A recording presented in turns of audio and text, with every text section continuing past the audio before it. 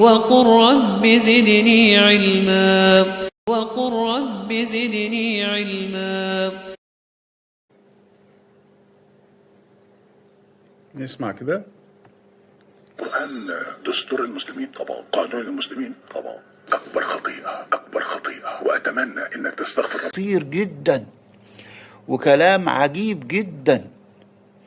لا أفهم ما معنى إن رجوع المسلمين لكتاب الله واتباع كتاب الله وتحكيم كتاب الله، وأن نجعل القرآن دستورا. الدستور هو الذي يضع القواعد الكلية والخطوط العريضة التي تستنبط منها القوانين، حتى هذه تخطي المسلمين فيها وتقول إن دوت ده شعار سياسي للإخوان وشعار للسياسي.